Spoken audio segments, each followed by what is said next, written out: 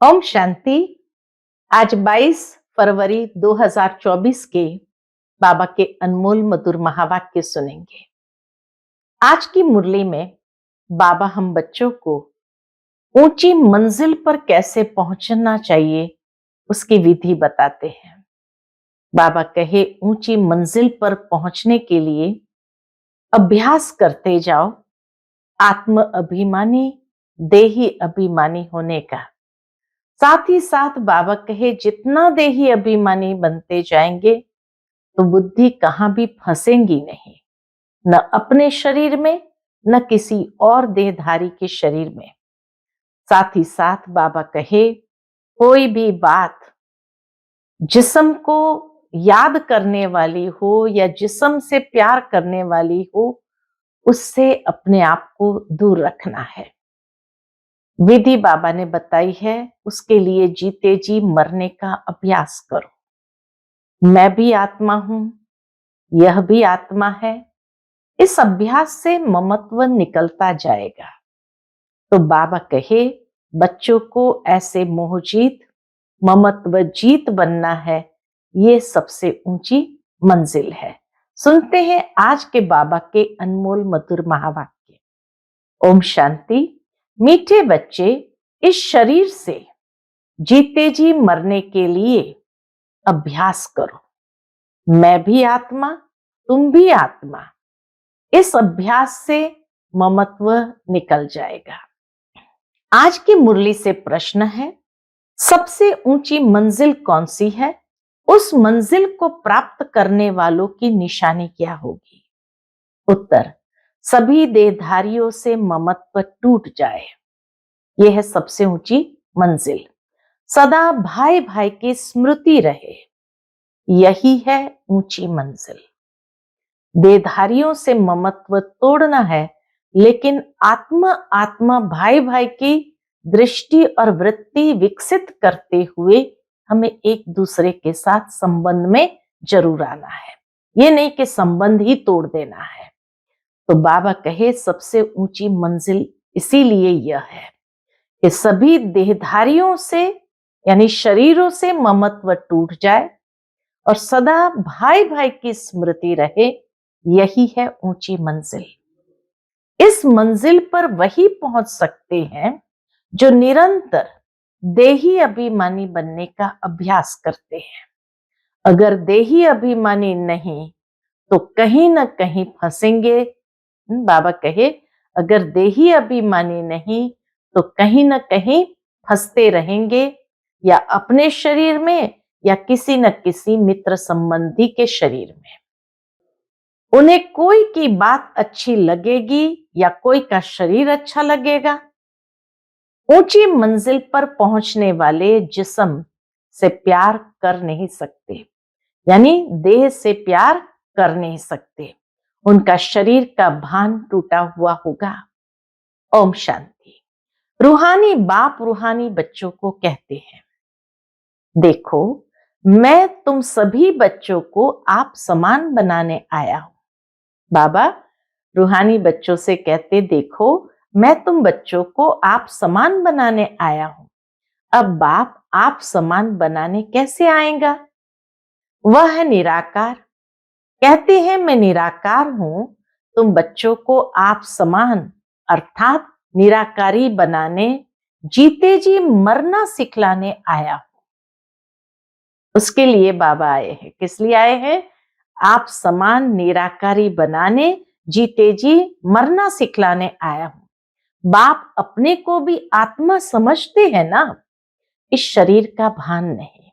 ब्रह्मा बाबा के शरीर में आते हुए भी उस शरीर का भान नहीं, शरीर में रहते हुए भी शरीर का भान नहीं है। यह शरीर उनका तो नहीं है ना, शिव बाबा का तो नहीं है ना।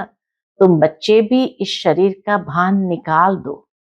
तुम आत्माओं को ही मेरे साथ चलना है। ये शरीर जैसे मैंने लोन लिया है, वैसे आत्माएं भी लोन लेती है पाठ बजाने लिए। तुम जन्म जन्मांतर शरीर लेते आए हो। अब जैसे मैं जीते जी इस शरीर में हूं, परंतु हूं तो न्यारा। अर्थात मरा हुआ। शरीर से न्यारा मन मरा हुआ। मरना शरीर छोड़ने को कहा जाता है। उसको बाबा एक्सप्लेन करते हैं, जैसे दुनिया में मरना शरीर छोड़ने को कहा जाता है, तुमको भी जीते जी इस शरीर से मरना है। मैं भी आत्मा, तुम भी आत्मा, तुमको भी मेरे साथ चलना है या यहाँ बैठना है? पूछते बाबा, तुमको भी मेरे साथ चलना है या यहाँ ही बैठना है? तुम्हारा इस शरीर में जन्म जन्मांतर का मोह है। जैसे मैं अशरीरी हूं, तुम भी जीते जी अपने को अशरीरी समझो। हमको अब बाबा के साथ जाना है। जैसे बाबा का ये पुराना शरीर है, तुम आत्माओं का भी ये पुराना शरीर है। पुरानी जुत्ती को छोड़ना है। जैसे मेरा इसमें ममत्व नहीं है, तुम भी इस पुरानी जुत्ती से ममत्व निकालो। तुमको ममत्व रखने की आदत पड़ी हुई है, हमको आदत नहीं है। शिव बाबा कहे, हमको आदत नहीं है।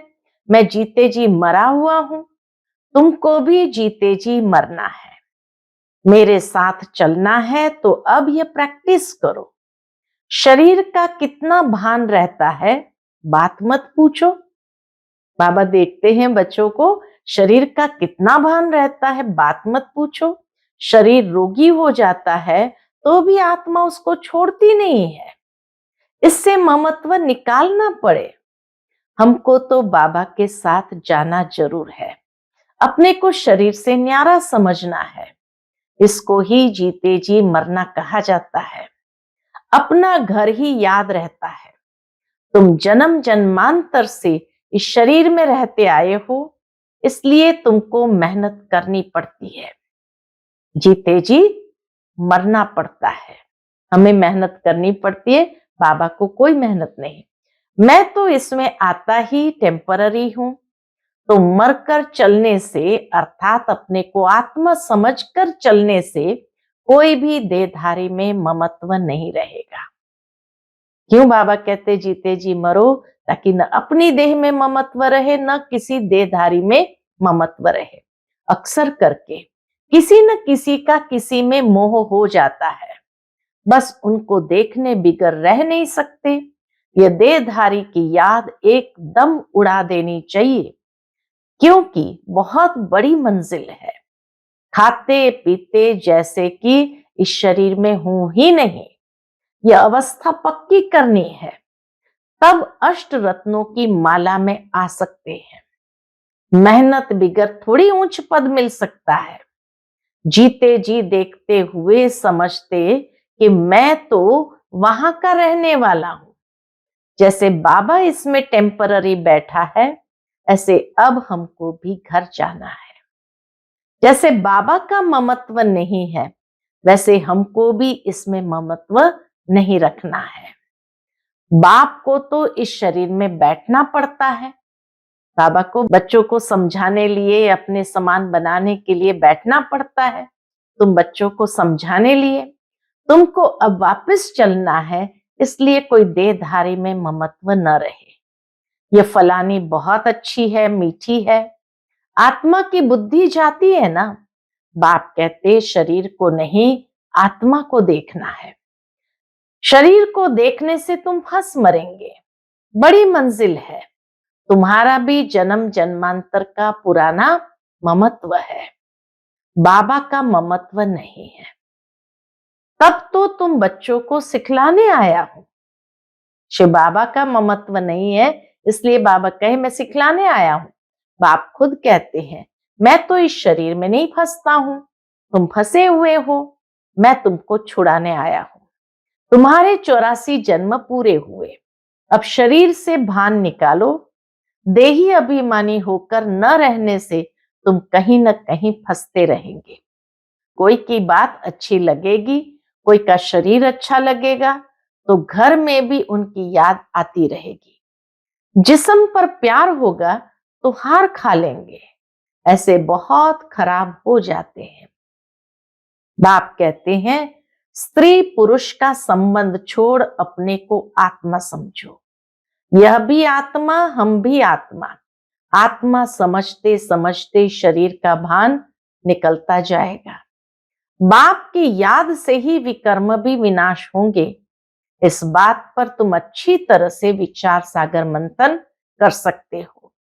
विचार सागर मंथन करने बिगर तुम उछल नहीं सकेंगे। यह पक्का होना चाहिए कि हमको बाप के पास जाना है जरूर। मूल बात है याद की। 84 का चक्र पूरा हुआ, फिर शुरू होना है। इस पुरानी देह से ममत्व नहीं हटाया तो फंस पड़ेंगे, या अपने शरीर में या कोई मित्र संबंधी के शरीर में। तुमको तो किससे भी दिल नहीं लगानी है। अपने को आत्मा समझ बाप को याद करना है। हम आत्मा भी निराकार, बाप भी निराकार। आधा कल्प तुम भक्ति मार्ग में बाप को याद करते आए हो ना। हे प्रभु कहने से शिवलिंग ही सामने आएगा। कोई देहधारी को हे प्रभु कह न सके। सभी शिव के मंदिर में जाते हैं, उनको ही परमात्मा समझ पूछते हैं। ऊंचे से ऊंचा भगवान एक ही है। ऊंचे से ऊंचा अर्थात परम धाम में रहने वाला। भक्ति भी पहले अव्यभिचारी होती है एक की, फिर व्यभिचारी बन जाती है। तो बाप बार बार बच्चों को समझाते हैं कि तुमको ऊंच पद पाना है तो ये प्रैक्टिस करो। देह का भान छोड़ो। सन्यासी भी विकारों को छोड़ते हैं ना। आगे तो सतो प्रधान थे, अभी तो वह भी तमो प्रधान बन पड़े हैं।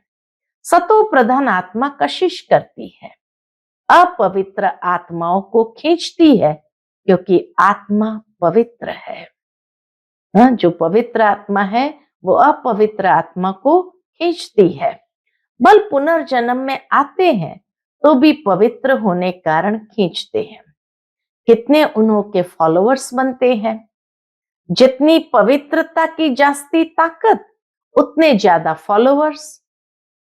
यह बाप तो है ही एवर प्योर और है भी गुप्त। डबल है ना, ताकत सारी उनकी है। ब्रह्मा बाबा के शरीर में भी जब डबल है तो ब्रह्मा बाबा कहे ताकत सारी शिव बाबा की है, इनकी यानी ब्रह्मा की नहीं है। शुरू में भी तुमको उसने कशिश की। किसने? शिव बाबा ने कशिश की, इस ब्रह्मा ने नहीं की, क्योंकि वह तो एवर प्योर है। शिव बाबा तो एवर प्योर है।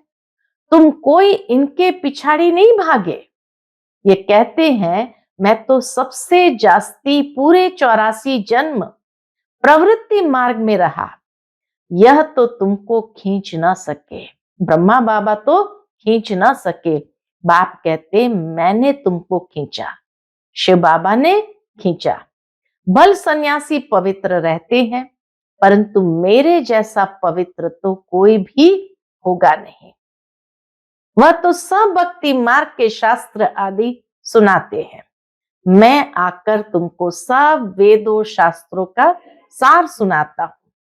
चित्र में भी दिखाया है, विष्णु की नाभि से ब्रह्मा निकला, फिर ब्रह्मा के हाथ में शास्त्र दिखाए। अब विष्णु तो ब्रह्मा द्वारा शास्त्रों का सार सुनाते नहीं है, वो तो विष्णु को भी भगवान समझ लेते। बाप समझाते मैं इन ब्रह्मा द्वारा सुनाता हूं, मैं विष्णु द्वारा थोड़ी समझाता हूं। कहां ब्रह्मा कहां विष्णु। ब्रह्मा सो विष्णु बनते हैं, फिर 84 जन्म के बाद ये संगम होगा। यह तो नई बात है ना। इतनी वंडरफुल बातें हैं समझाने की। अब तो बाप कहते हैं बच्चे जीते जी मरना है। बाबा कहते जीते जी मरना है। तुम शरीर में जीते हो ना, समझते हो हम आत्मा है। जीते जी मरना माना शरीर में रहते समझते हम आत्मा है। हम बाबा के साथ चले जाएंगे। ये शरीर आदि कुछ भी ले नहीं जाना है। अब बाबा आया है, कुछ तो नई दुनिया में ट्रांसफर कर दे। मनुष्य दान पुण्य आदि करते हैं दूसरे जन्म में पाने के लिए। तुमको भी नई दुनिया में मिलना है। यह भी करेंगे वही जिन्होंने कल्प पहले किया होगा। कम जास्ती कुछ भी होगा नहीं। तुम साक्षी होकर देखते रहेंगे, कुछ कहने की भी दरकार नहीं रहती। फिर भी बाप समझाते हैं, जो कुछ करते हैं तो उसका भी अहंकार नहीं आना चाहिए। हम आत्मा ये शरीर छोड़कर जाएंगे, वहां नई दुनिया में जाकर नया शरीर लेंगे। गाया भी जाता है, राम गयो रावण गयो, गयो बहु परिवार। रावण का परिवार कितना बड़ा है, तुम तो मुट्ठी भर हो। ये सारा रावण संप्रदाय है, तुम्हारा राम संप्रदाय कितना थोड़ा होगा, 9 लाख। कितना थोड़ा होगा, 9 लाख। तुम धरती के सितारे हो ना, माँ बाप और तुम बच्चे। तो बाप बार बार बच्चों को समझाते हैं, बाप बार बार बच्चों को समझाते हैं कि मर्जीवा बनने की कोशिश करो।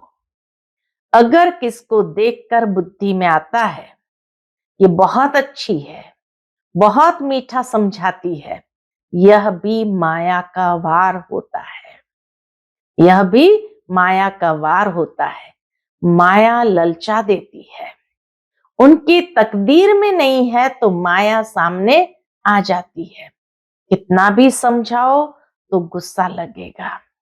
यह नहीं समझते कि यह देह अभिमान ही काम करा रहा है। अगर ज्यादा समझाते हैं तो टूट पड़ते हैं, बाबा का हाथ ही छोड़ देते हैं। इसलिए प्यार से चलाना पड़ता है। किससे दिल लग जाता है तो बात मत पूछो, पागल हो जाते हैं। माया एकदम बेसमझ बना देती है।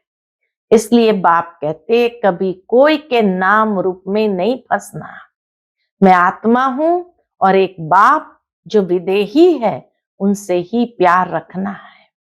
यही मेहनत है। कोई भी देह में ममत्व न हो। ऐसे नहीं घर में बैठे भी वह ज्ञान देने वाली याद आती रहे, बड़ी मीठी है, बहुत अच्छा समझाती है। अरे मीठा तो ज्ञान है, मीठी वो बहन नहीं, माई नहीं, मीठा तो ज्ञान है, मीठी आत्मा है। शरीर थोड़ी मीठा है, बात करने वाली भी आत्मा है। कभी भी शरीर पर आशिक नहीं होना है। आजकल तो भक्ति मार्ग बहुत है। आनंदमयी माँ को भी माँ माँ करते याद करते रहते हैं। दुनिया के अंदर आनंदमयी माँ को भी माँ माँ करते याद करते रहते हैं। अच्छा, बाप कहाँ है? वो माँ है तो बाप कहाँ है? वर्षा बाप से मिलना है या माँ से? माँ को भी पैसा कहाँ से मिलेगा? सिर्फ माँ माँ कहने से जरा भी पाप नहीं कटेगा।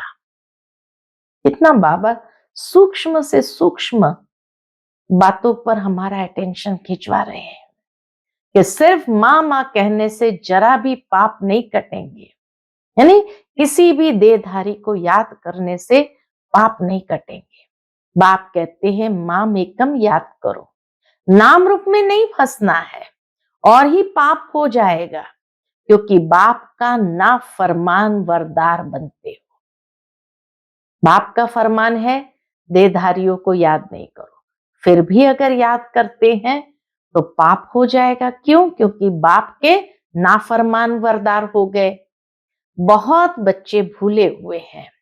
बाप समझाते हैं मैं तुम बच्चों को लेने आया हूं, सो जरूर ले जाऊंगा, इसलिए मेरे को याद करो। एक मुझे याद करने से ही तुम्हारे पाप कटेंगे। भक्ति मार्ग में बहुतों को याद करते आए हो, परंतु बाप बिगर कोई काम कैसे होगा? बाप थोड़ी कहते हैं माँ को याद करो, बाप तो कहते हैं मुझे याद करो। पतित पावन मैं हूं, बाप के डायरेक्शन पर चलो। तुम भी बाप के डायरेक्शन पर औरों को समझाते रहो। तुम थोड़ी पतित पावन ठहरे, याद एक को ही करना है। हमारा तो एक बाप, दूसरा न कोई। बाबा हम आप पर ही वारी जाएंगे। वारी जाना तो शिव बाबा पर ही है और सबकी याद छूट जानी चाहिए। भक्ति मार्ग में तो बहुतों को याद करते रहते हैं, यहां तो एक शिव बाबा, दूसरा न कोई। फिर भी कोई अपनी चलाते हैं तो क्या गति सदगति होगी। मूंझ पड़ते हैं, बिंदी को कैसे याद करें। अरे तुमको अपनी आत्मा याद है ना, कि मैं आत्मा हूं, वह भी बिंदी रूप ही है। तो तुम्हारा बाप भी बिंदी है। बाप से वर्षा मिलता है, मां तो फिर भी देधारी हो जाती है। तुमको विदेही से ही वर्षा मिलना है। इसीलिए और सब बातें छोड़ एक से बुद्धि योग लगाना है। सारी मुरली जीते जी मरने पर। कैसे? जीते जी शरीर के भान से अपने आप को अलग करना, आत्मा समझना, बुद्धि का योग अपनी देह से, दूसरों की देह से भी निकाल एक बाप के साथ लगाना है। अच्छा, मीठे मीठे सिकिलते बच्चों प्रति माता पिता बाप दादा का याद प्यार और गुड मॉर्निंग। रूहानी बाप की रूहानी बच्चों को नमस्ते। हम सभी रूहानी बच्चों की रूहानी माता पिता बाप दादा को याद प्यार, गुड मॉर्निंग और नमस्ते। नमस्ते। शुक्रिया बाबा, शुक्रिया। आज की मुरली से धारणा के लिए मुख्य सार है। पहली पॉइंट, शरीर का भान खत्म करने के लिए चलते फिरते अभ्यास करना है। जैसे कि इस शरीर से मरे हुए हैं, न्यारे हैं, शरीर में है ही नहीं, बिगर शरीर आत्मा को देखो। दूसरी पॉइंट, कभी भी किसी के शरीर पर तुम्हें आशिक नहीं होना है। एक विदेही बाप से ही प्यार रखना है, एक से ही बुद्धि योग लगाना है। आज का बाप दादा का मधुर वरदान हम बच्चों के प्रति है। सेवा और स्व पुरुषार्थ के बैलेंस द्वारा ब्लेसिंग्स प्राप्त करने वाले कर्म योगी भव। सेवा और स्व पुरुषार्थ के बैलेंस द्वारा ब्लेसिंग प्राप्त करने वाले कर्म योगी भव। कर्म योगी अर्थात कर्म के समय भी योग का बैलेंस हो। सेवा अर्थात कर्म और स्व पुरुषार्थ अर्थात योग युक्त, इन दोनों का बैलेंस रखने के लिए एक ही शब्द याद रखो कि बाप करावनहार है और मैं आत्मा करनहार हूं। यह एक शब्द बैलेंस बहुत सहज बनाएगा और सर्व की ब्लेसिंग मिलेगी। जब करनहार के बजाय अपने को करावनहार समझ लेते हो तो बैलेंस नहीं रहता और माया अपना चांस ले लेती है। आज का स्लोगन है, नजर से निहाल करने की सेवा करनी है तो बाप दादा को अपनी नजरों में संभालो। कितनी सुंदर बात कही। नजर से निहाल करने की सेवा करनी है तो बाप दादा को अपनी नजरों में संभालो। जैसे बाप दादा नजरों में समाये हुए होंगे तो जिसको भी देखेंगे वो आत्मा भी नजर से निहाल हो जाएगी। और यह है सबसे बड़ी सेवा कि नजर से निहाल कर दो। तो उसके लिए बाप दादा को अपनी नजरों में संभालो। बाबा ही दृष्टि दे रहे हैं इन आंखों के द्वारा। ये महसूस करो, मैं दृष्टि दे रही हूं, ये भाव नहीं। बाप दादा मेरी नैनों की खिड़की से इस आत्मा को देख रहे हैं तो वो आत्मा नजर से निहाल हो जाएगी। अच्छा, ओम शांति।